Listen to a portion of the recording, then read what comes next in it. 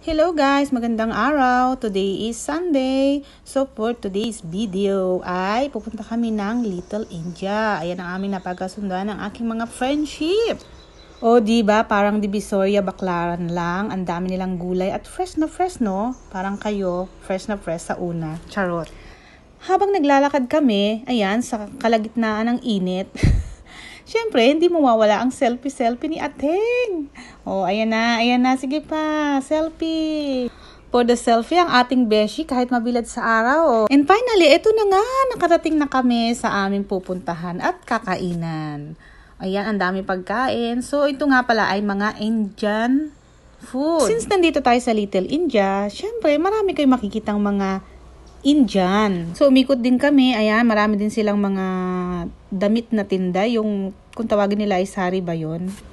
At hanggang ngayon nga, ay pumipili pa rin tayo ng pagkain. Dahil sa dami ng pagpipilian na hindi ko na alam kung alin ba sa kanila.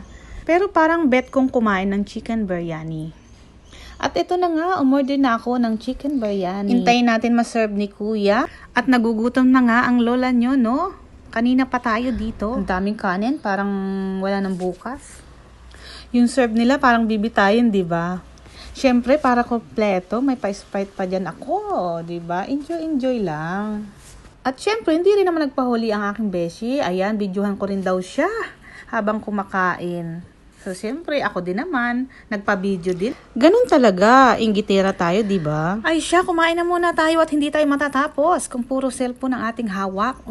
O, diba? Hindi halatang gutom na gutom ang lola nyo. Oh, laki ng subo. So far, nag-enjoy kami sa food at yun na nga, busog na busog kami. Dahil sa dami nga naman ng rice at sa laki ng chicken nila. At kahit nag-MRT naman kami papunta rito, medyo mahaba pa rin naman yung nilakad namin. Kaya ito nga, ang lola nyo, gutom na gutom.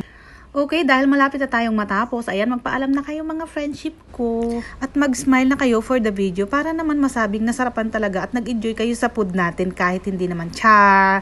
At kung isa ka naman sa medyo maselan at maarte at ayaw mong kumain sa mga ganitong restaurant, this video is not for you. Pagkatapos nga namin kumain, ayan, nagpa-picture pa ang lola nyo. Ayan, post, kakulay mo na yung building. Munti ka nang hindi makita. O, pak! O, diba? O, post pa. Hanggang dito na lang ang ating mini vlog. Sana po ay nagustuhan nyo at nag-enjoy kayo sa panonood. Happy viewing!